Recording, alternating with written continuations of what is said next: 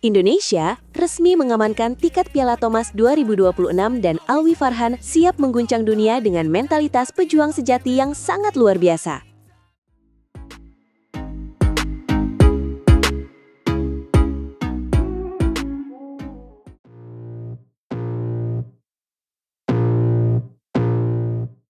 Halo semuanya, selamat datang kembali di saluran kesayangan kita yang selalu memberikan informasi paling hangat dari dunia olahraga.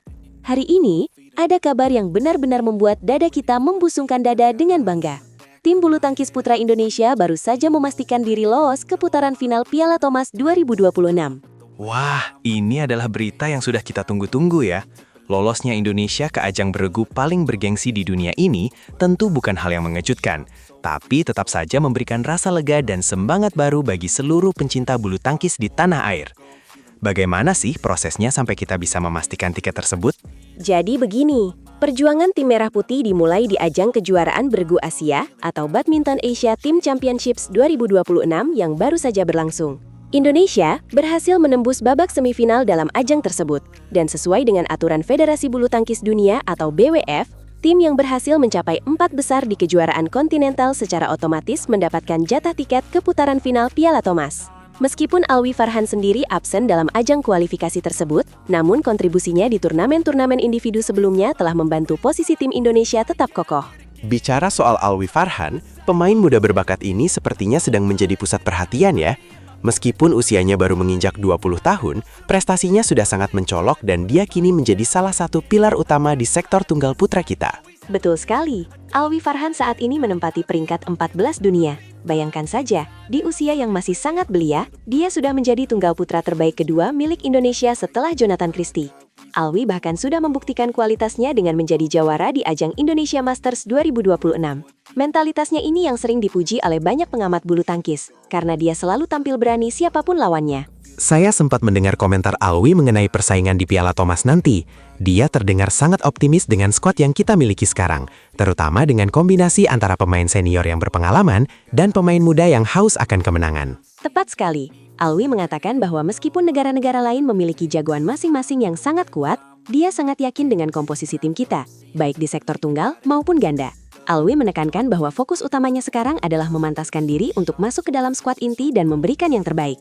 Dia sangat ingin menunjukkan kepada dunia apa itu mentalitas pejuang Indonesia yang tidak pernah menyerah sebelum poin terakhir berakhir. Menarik kalau kita bedah kekuatan tunggal putra kita sekarang. Selain Alwi Farhan, ada siapa saja yang kemungkinan besar akan memperkuat tim di Denmark nanti? Karena persaingan internal untuk masuk tim Thomas biasanya sangat ketat sekali.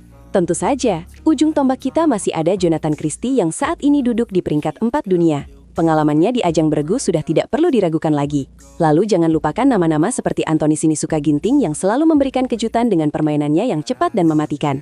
Selain itu, ada darah muda lain yang sedang naik daun seperti Mohzaki Ubaidillah dan Pradiska Bagasujiwo. Mereka ini adalah pelapis-pelapis yang sangat potensial untuk memberikan poin krusial di nomor tunggal ketiga. Jadi kalau kita lihat, kedalaman skuad kita di nomor tunggal ini sangat merata ya. Belum lagi di sektor ganda putra yang selalu menjadi lumbung poin bagi Indonesia di setiap ajang beregu. Lawan-lawan kita pasti akan berpikir 2 kali jika harus bertemu tim putra Indonesia. Benar sekali. Dan jangan lupa, Piala Thomas 2026 ini akan digelar di Horsens, Denmark, mulai tanggal 24 April hingga 3 Mei. Sebagai salah satu tim terkuat, Indonesia akan menempati pot pertama dalam undian fase grup. Ini artinya kita akan terhindar dari pertemuan dini dengan negara-negara unggulan lainnya di babak penyisihan grup. Status kita sebagai salah satu favorit juara harus benar-benar kita pertahankan di tanah Eropa nanti. Bermain di Denmark tentu memiliki tantangan tersendiri, terutama soal cuaca dan atmosfer penonton tuan rumah yang sangat fanatik terhadap bulu tangkis. Namun saya setuju dengan Alwi bahwa mentalitas akan menjadi kunci kemenangan. Alwi Farhan yang berasal dari Solo ini memang dikenal memiliki ketenangan yang luar biasa di lapangan. Dia mempersiapkan diri dengan sangat matang di Pusat Pelatihan Nasional PBSI di Cipayung, Jakarta. Dia sadar betul bahwa membawa nama bangsa di ajang sebesar Piala Thomas adalah sebuah tanggung jawab yang sangat berat, namun sekaligus menjadi impian bagi setiap pemain bulu tangkis. Harapannya, seluruh rakyat Indonesia terus memberikan dukungan penuh agar piala legendaris itu bisa kembali pulang ke pangkuan Ibu Pertiwi. Wah, perbincangan kita kali ini benar-benar membakar semangat ya. Saya jadi tidak sabar menunggu bulan April tiba untuk melihat aksi gila para pendekar bulu tangkis kita di Denmark. Terima kasih banyak atas informasinya yang sangat mendalam ini. Sama-sama. Jangan lupa untuk terus mengikuti perkembangan terbaru seputar tim bulu tangkis Indonesia hanya di sini. Kita semua berdoa agar Alwi Farhan dan kawan-kawan diberikan kesehatan dan performa puncak saat harinya tiba nanti. Sampai jumpa di video berikutnya, dan salam olahraga.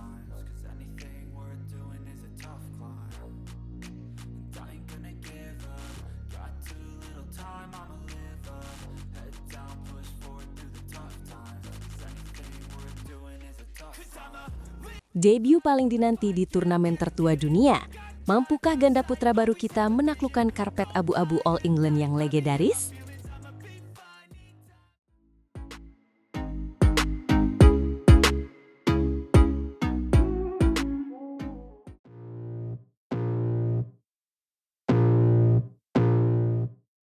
Halo Sobat Bulu Tangkis semuanya, kembali lagi di sini untuk membahas kabar paling panas dari dunia tepok bulu tanah air. Kali ini perhatian kita tertuju pada pasangan ganda putra muda yang sedang naik daun. Siapa lagi kalau bukan Raymond Indra dan Nicolaus Joaquin. Benar sekali, mereka berdua ini benar-benar sedang menjadi buah bibir setelah performa gemilang mereka di sepanjang tahun 2025 kemarin. Dan sekarang, panggung yang jauh lebih besar sudah menanti mereka di Birmingham, Inggris, All England 2026. Ini bukan sekedar turnamen biasa, ini adalah turnamen paling tua dan paling bergengsi di muka bumi. Bermain di turnamen yang usianya sudah lebih dari 100 tahun tentu memberikan tekanan dan atmosfer yang sangat berbeda. Raymond dan Joaquin dijadwalkan akan melakoni debut mereka di sana pada tanggal 3-8 Maret mendatang. Ini adalah momen yang sudah sangat mereka nantikan setelah melewati jadwal yang sangat padat di awal tahun ini. Sang juara Australia Open 2025 ini punya perhatian yang cukup unik terhadap turnamen All England nanti.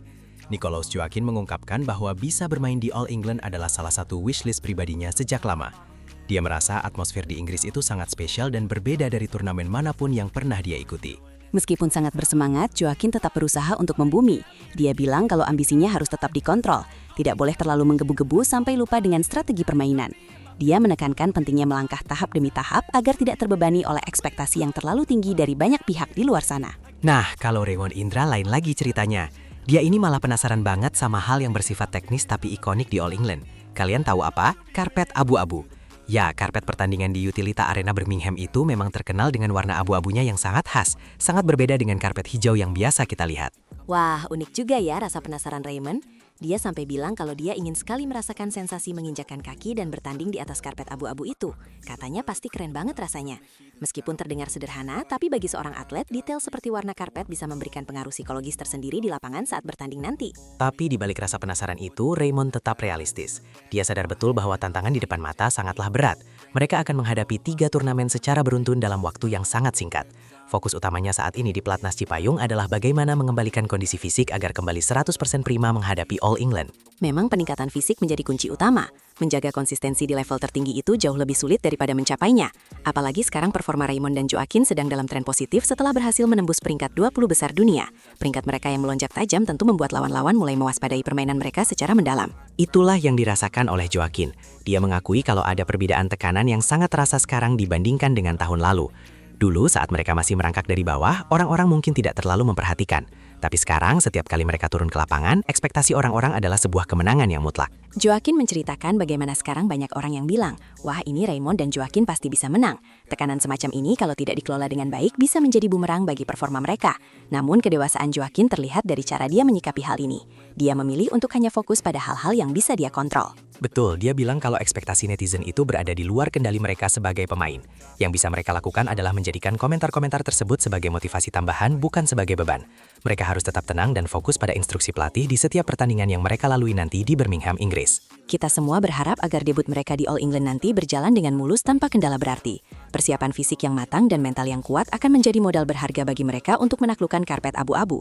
Jangan sampai rasa penasaran berubah menjadi gugup yang berlebihan saat hari pertandingan bersejarah itu tiba. Saya yakin dengan kerja keras mereka selama ini, mereka bisa memberikan kejutan besar bagi dunia bulu tangkis. Siapa tahu mereka bisa melangkah lebih jauh dan mencatatkan sejarah baru bagi Indonesia di turnamen tertua tersebut.